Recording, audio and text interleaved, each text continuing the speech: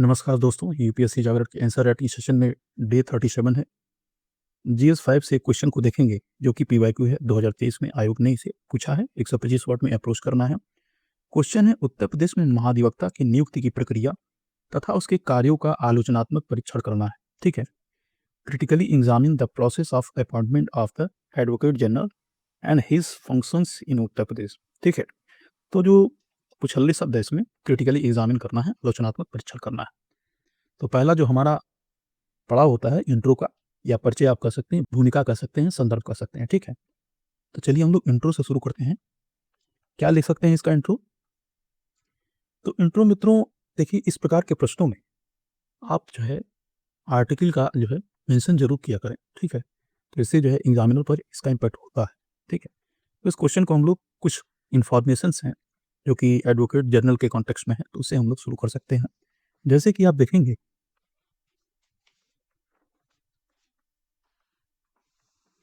महाधिवक्ता जिनको हम लोग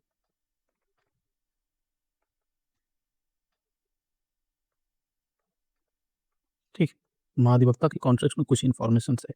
जैसे कि देखेंगे आप, तो भारतीय संविधान के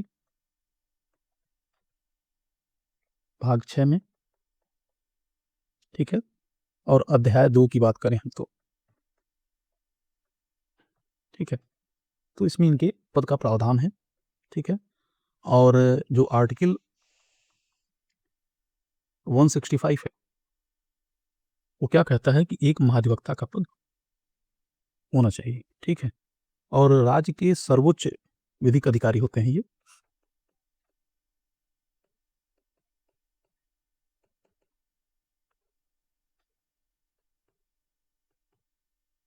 विधिक अधिकारी,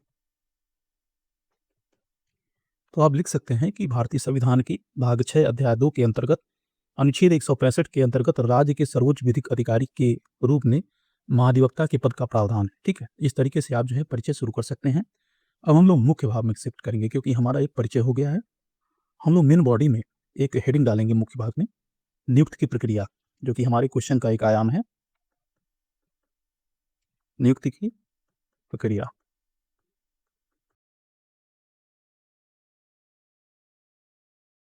आखिर प्रोसेस क्या है इनको अपॉइंट करने के लिए, तो हम लोग देखेंगे। तो मुख्य भाग में हम लोग मेंशन करेंगे जो आर्टिकल 165 क्लॉज 1 है। क्लॉज 1 देखेंगे, कहता है कि राज्यपाल द्वारा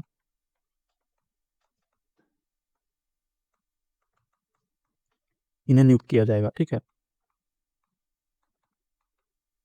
यानी कि राज्यपाल जो गवर्नर होंगे स्टेट से, उनको अपॉइंट करेंगे। ठीक है। पहला इंफॉर्मेशन हो गया। दूसरा, इनकी योग्यता क्या है। ठीक है। तो देखेंगे आप, तो उच्च न्यायालय, उच्च न्यायालय के न्यायाधीश बनने की योग्यता होनी चाहिए इसके अंदर। यानी कि जिस व्यक्ति को इस पद पर नियुक्त करना है उसको जो है उच्च न्यायालय के न्यायाधीश बनने की योग्यता धारित रखनी चाहिए, होनी चाहिए। ठीक है।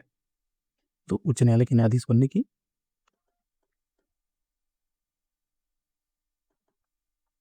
योग्य होना चाहिए। ठीक है। एक तो ये हो गया। और आप जो है अनुभव, कुछ अनुभव भी है इसमें। जैसे कि देखेंगे आप, तो न्यायिक अधिकारी के रूप में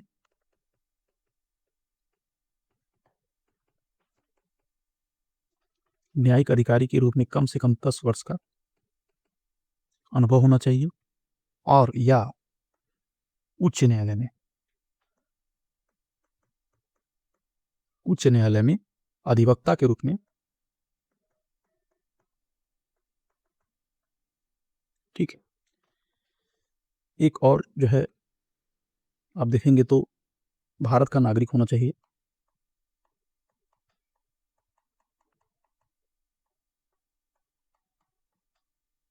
ठीक है। तो ये कुछ नियुक्ति की प्रक्रिया हम लोगों ने देख लिया। ठीक है। तो आर्टिकल जहाँ भी संभव हो या ये आपको रिकॉल हो जाए, बिल्कुल मेंशन कर दिया करें, क्योंकि जीएस जो सेकंड का पेपर है उसमें, और आपका जो जीएस 5 का क्वेश्चन जिसमें पॉलिटी का सेक्शन है, उसमें आर्टिकल बड़ा ही महत्व रखता है, खास करके उत्तर प्रदेश लोक सेवा आयोग में। तो बिल्कुल आप जहाँ हो सके, संभव हो सके, अब उक्त चीज़ों के कॉन्टेक्स्ट में आर्टिकल को मेंशन कर दिया करें, ठीक है, जहाँ बहुत ही महत्वपूर्ण हो जाए चीज़ें। अब हम फंक्शन देखेंगे, आखिर इनके कार्य क्या हैं, जो हमारा नेक्स्ट आयाम है। तो हम एक हेडिंग डाल लेते हैं, महाधिवक्ता के कार्य, यानी कि एडवोकेट जनरल के कार्य। महाधिवक्ता के कार्य, ठीक है, ये हमारा हेडिंग हो गया। देखेंगे तो इनके कार्य का जो मेंशन किया गया है आर्टिकल 165 क्लॉज 2 में, ठीक है, इनके कर्तव्यों को इस अनुच्छेद में परिभाषित किया गया,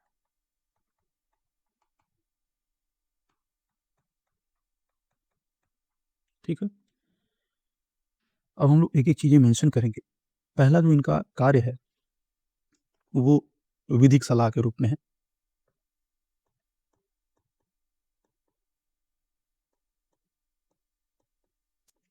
लीगल जो है एडवाइस इनका है। और साथ देखेंगे तो एक बड़ा ही महत्वपूर्ण कार्य है, जिसमें ये क्या करते हैं कि राज्य सरकार को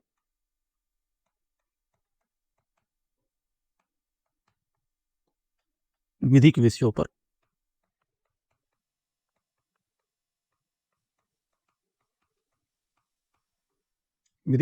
जो राज्यपाल द्वारा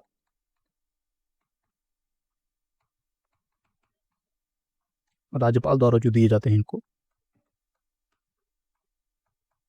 सौंपे जाते हैं या दिए जाते हैं, उस संदर्भ में ये राज्य सरकार को जो है सलाह देते हैं, जो कि विधिक मामलों में होते हैं, ठीक है। नेक्स्ट पॉइंट आप मेंशन करेंगे कि न्यायालय में ये जो सरकार के प्रतिनिधि के रूप में न्यायालय प्रतिनिधित्व, ठीक है, इसमें देखेंगे आप तो राज्य सरकार के संबंधी जो भी मामले होते हैं,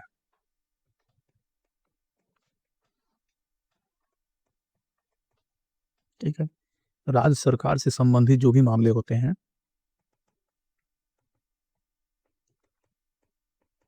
मामलों में ये न्यायपालिका में सरकार का जो है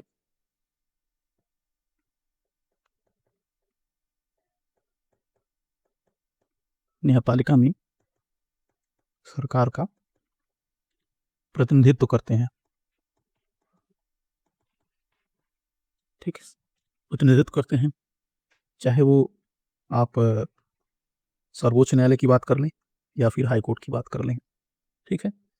तो इसी में आप एक पॉइंट और मेंशन कर सकते हैं कि राज्य के हितों की रक्षा,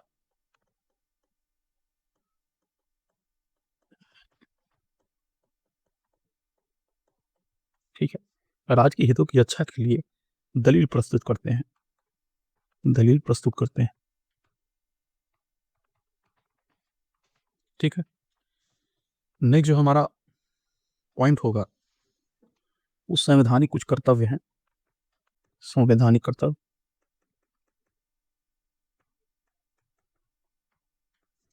संवैधानिक कर्तव्य में देखेंगे तो संविधान या किसी अन्य कानून के तहत भी इनको कुछ कार्य सौंपे जाते हैं, जैसे कि मान लें कि संविधान या किसी अन्य कानून के तहत भी इनको कार्य सौंपे जाते हैं,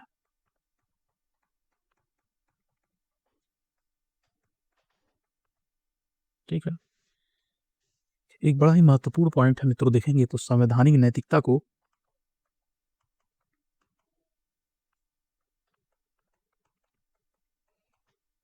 ठीक है, जो भी संवैधानिक मूल्य हैं, उनको बनाए रखने में बड़ा ही इंपॉर्टेंट रोल प्ले करते हैं ये,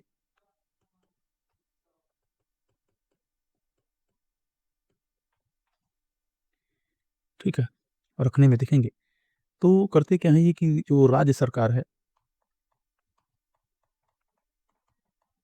ठीक है, राज्य सरकार के जो भी कार्य हैं, जो भी फंक्शंस हैं, ठीक है, कार्यों को संविधान के अनुरूप संविधान के अनुरूप बनाते हैं, ठीक है, यानी कि संविधान के अनुरूप कार्य को प्रतिपादित करते हैं। ठीक है, तो हम लोगों ने थर्ड पॉइंट तक देखा। फोर्थ पॉइंट में आप मेंशन करें कि विधानमंडल में इनकी कुछ भूमिकाएं हैं। तो फोर्थ पॉइंट में आप मेंशन करें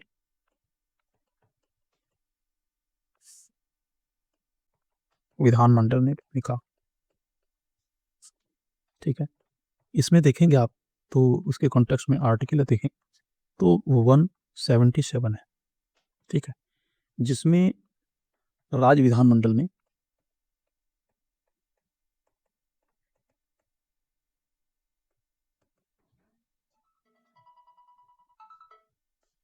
कार्यवाही, ठीक है, इवन आप देखेंगे तो जो भी समितियां बनती हैं उनमें ये भाग ले सकते हैं और बोलने का भी अधिकार होता है इनके पास। कार्यवाही में भाग ले सकते हैं और बोलने का भी अधिकार होता है। ठीक है, लेकिन वोट का अधिकार इनको नहीं होता।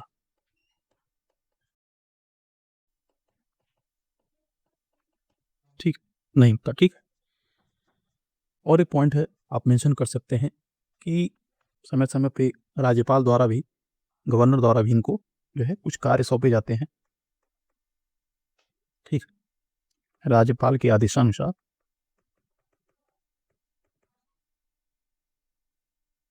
कार्य देखेंगे तो जैसे कि आप देखेंगे तो समय समय पर मैंने आपको पहले ही बताया, समय समय पर देखेंगे आप तो गवर्नर द्वारा इनको जो है कुछ कार्य सौंपे जाते हैं जो कि विधिक मामलों में कानूनी चरित्र के होते हैं कार्य। ठीक है, सौंपे जाते हैं।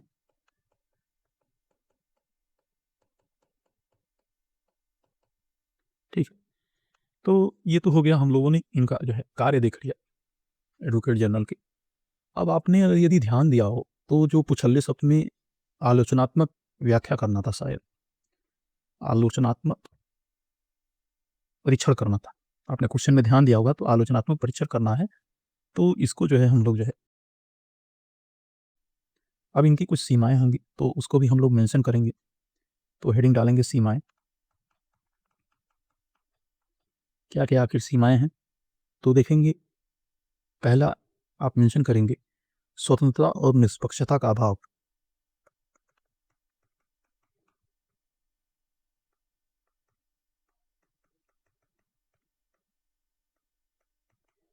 निष्पक्षता का अभाव, ठीक है। इसमें देखेंगे तो आप नियुक्ति, आप देखेंगे तो राजनीतिक एक प्रक्रिया है। एडवोकेट जनरल की जो नियुक्ति है, जो अपॉइंट किए जाते हैं, वो एक राजनीतिक प्रक्रिया है।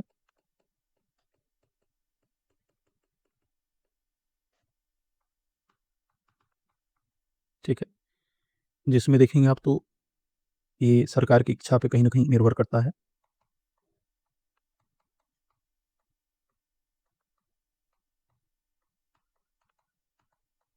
ठीक है, और आप देखेंगे तो सरकार के प्रति जवाबदेह।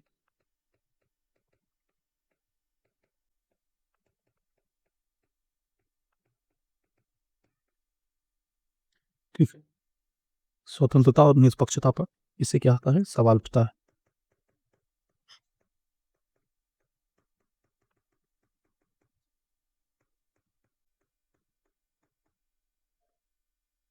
ठीक है, एक तो ये हम लोगों ने सीमाएं देखी।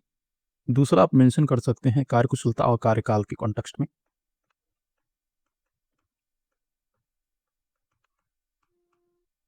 कार्यकुशलता और कार्यकाल, ठीक है।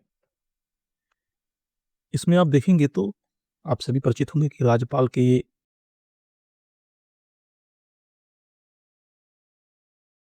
प्रसाद पर्यंत पर बने रहते हैं ये।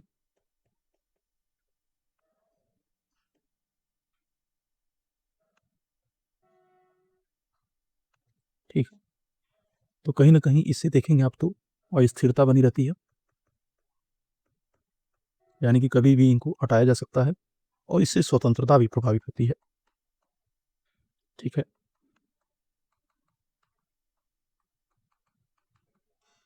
ठीक है, एक कंसर्न और है, थर्ड पॉइंट में आप मेंशन करें, सलाह इनकी बाध्यकारी नहीं होती है।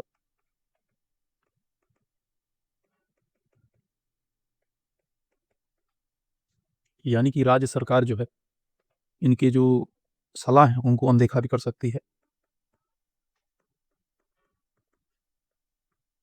ठीक है, अनदेखा कर सकती है।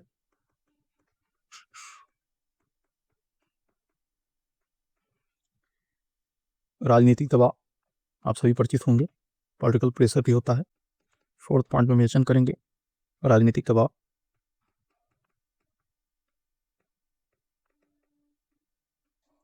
पॉलिटिकल प्रेशर के रूप में आप देखेंगे तो पक्षपातपूर्ण राय देने की आशंका होती है इसमें।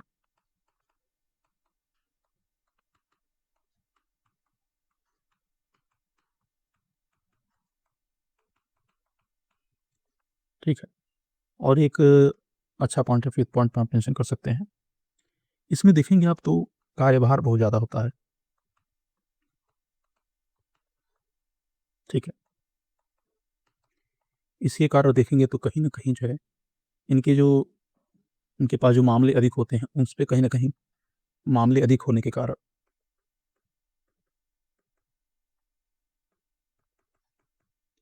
देखेंगे तो गुणवत्ता प्रभावित होती है।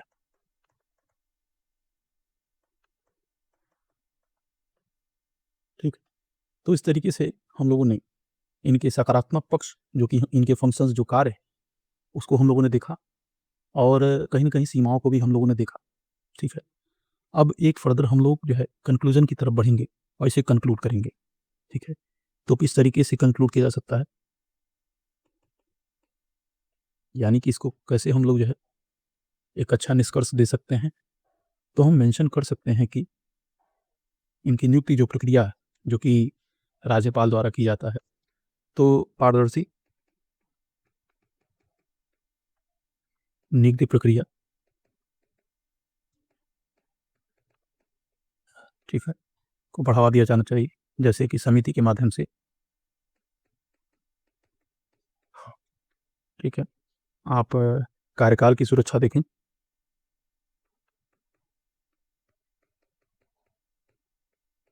कार्यकाल की सुरक्षा इनके पास नहीं होती है, चूँकि राज्यपाल के ये प्रसाद प्रयत्न पे बने रहते हैं और कभी भी राज्यपाल द्वारा इनको हटाया जा सकता है।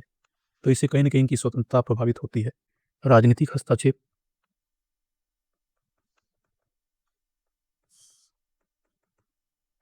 राजनीतिक हस्तक्षेप को कम करना चाहिए, जिससे कि आप देखेंगे तो राज्य में संवैधानिक तंत्र को और मजबूत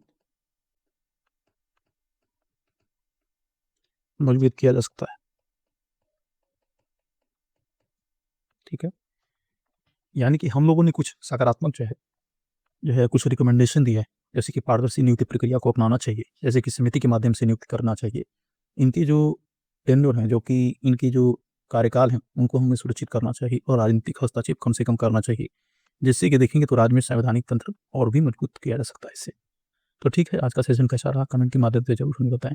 जल्द ही मिलते हैं जीएस 6 के क्वेश्चन के साथ। Thank you for watching this session.